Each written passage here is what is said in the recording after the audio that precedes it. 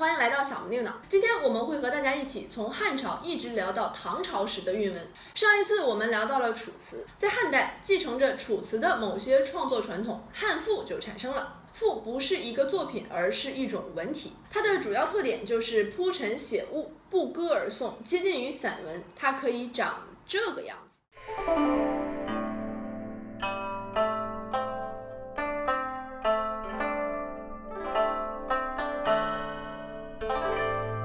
也可以是这个样子。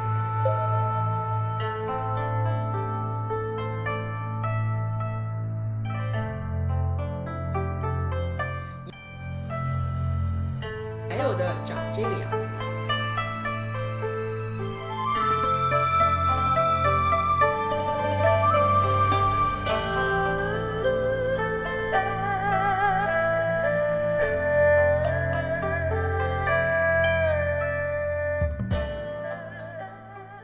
以上是汉赋的3种分类。最早出现的是骚体赋，主要继承于屈原、楚辞的创作手法，其语言是四言和散句的结合，也保留着加西的传统，通常重在咏物抒情，且通常都是不怎么开心的情。比如这首贾谊写的《吊屈原赋》，就是作于他被贬长沙途经湘江时，借哀悼屈原的遭遇来发泄自己的怀才不遇。则是后来出现的大赋，其中的一个特点就是有好多我们不认识的字。大赋出现于汉帝国鼎盛时期，相应的，它常采用铺张的手法、绚丽的辞藻，对事物做穷形极貌的描写，渲染帝王贵族生活，显示出绵密细致、富丽堂皇的风格特征，来润色红叶，也就是衬托出大汉的盛世风华，是一种宫廷帝国文学。简单说，秦代有千军万马的兵马俑雕塑，汉代就有包罗万有及声色一体的大赋。你可以把它理解成是汉代官方认证的玛丽苏文学，像这样。毕竟汉大赋的代表作司马相如的这首《子虚》，就是讲楚国一个叫子虚的官员到齐国去吹嘘自己国力强盛，君主的生活多么高大上。节选的这一段翻译过来是这样的。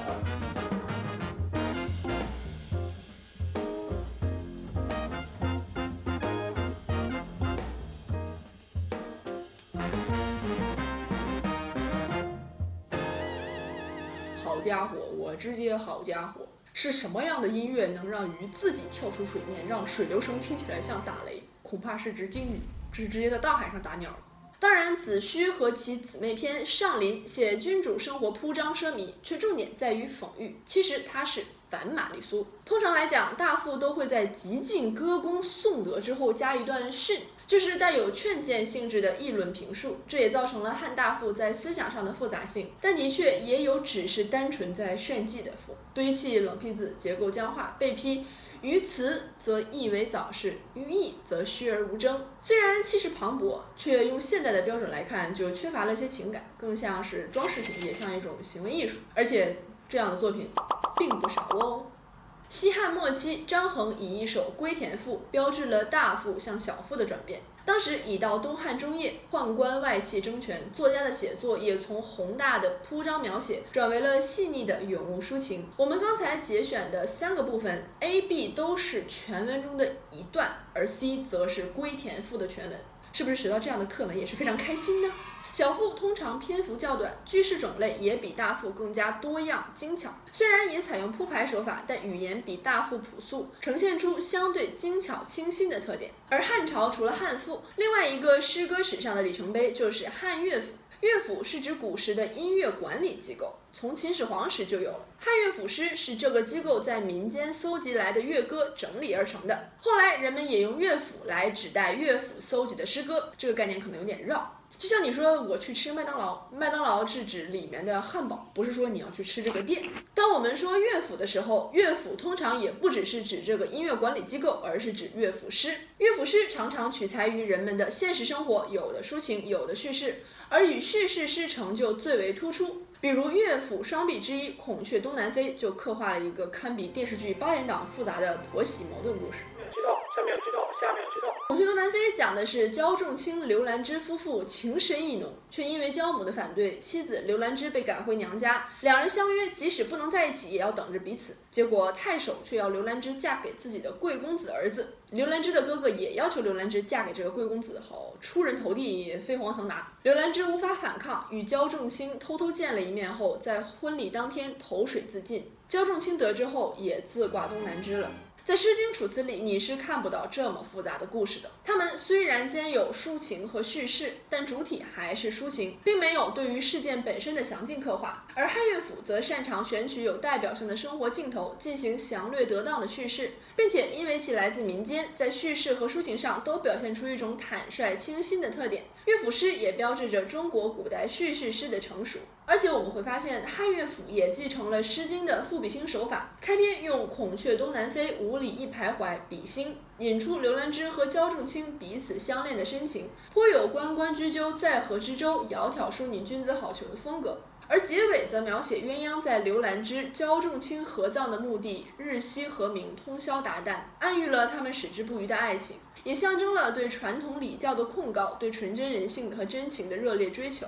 甚至《孔雀东南飞》还被改编成了电视剧，但据说不怎么样。其实原来的诗歌里面已经有很多值得研究的细节了，脑补出一部小电影不成问题。大家感兴趣可以自己去读一下。讲完了汉赋、汉乐府，我们来谈一谈唐诗。为什么我们应该说唐诗而不是汉诗、宋诗、明诗呢？并不是因为只有唐朝人才写诗，而是因为唐朝是诗歌发展并达到鼎盛的黄金时期。在唐朝的最初90年，初唐四杰已经崭露头角，在创作中融合了北朝文学的清刚静健和南朝文学的清新明媚，走向既有风骨又开朗明丽的境界。在开元、天宝盛世年间，唐诗达到了全面的繁荣，呈现了百家争鸣的局面，出现王维、孟浩然等人为代表的山水庭院诗派，写尽了隐逸生活的静谧、带有禅意的秀美。而随着唐朝的扩张，编译防御需求增加，文人投笔从戎、热血报国的传统盛行，出现了高适、岑参等为代表的边塞诗派，写边塞生活的苍劲壮伟、征人思想的侠骨柔情。因为这种诗歌很能代表盛唐气象，所以也有人称边塞诗是唐朝的代表诗歌。也正是在这一时期，出现了啥都能写、写啥都红的李白。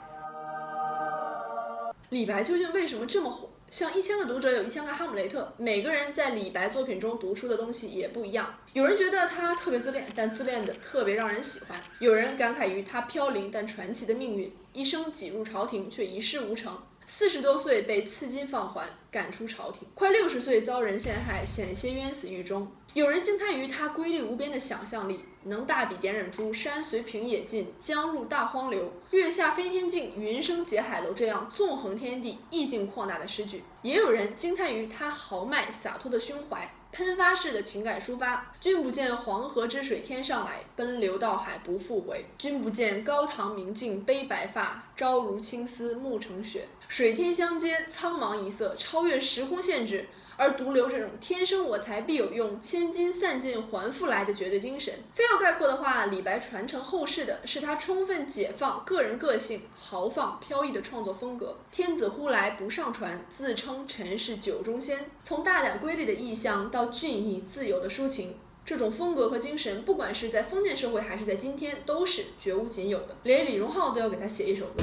要是能重来，我要选李白。而到了中唐安史之乱的动荡中，我们看到了杜甫。杜甫在文学史上被称为集大成者，他诗中的叙事、议论、朱门酒肉臭、路有冻死骨，依稀进一步发扬了《诗经》那种现实关怀。而其大庇天下寒士俱欢颜那种慷慨悲凉的格调，又和《离骚》或者汉乐府诗更相近。同时，它也推动了格律诗的发展。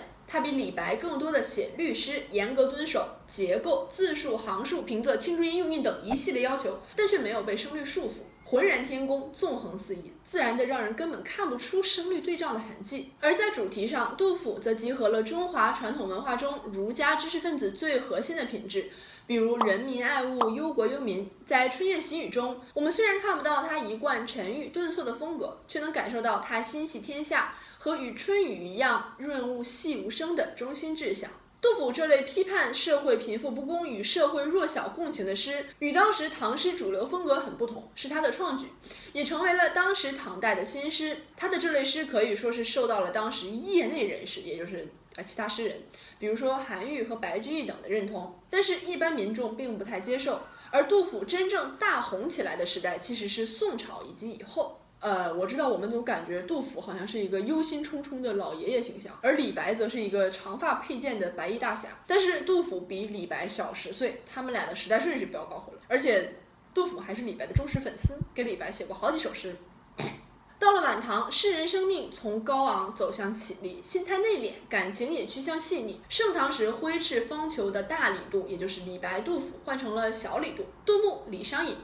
他们都长于表现心灵的深层世界，用细腻丰富的感情表现朦胧的情思。现在我们熟知的一些唯美文学，正是出自李商隐之手，比如这首经典的“锦瑟无端50弦，一弦一柱思华年。此情可待成追忆，只是当时已惘然”，开创了后来文学狭深的美学。本来我们想一个视频讲到清朝的，但是我估计再讲下去大家也要睡着了，我也要睡着了，编辑视频的小姐姐也要睡着了，所以这期视频我们先到这里啦！谢谢大家收看本期小萌牛脑，小萌牛脑希望营造开放自由的讨论空间，并希望大家能够在讨论恰恰和学习中每天喜欢文学多一点。我们下期再见喽！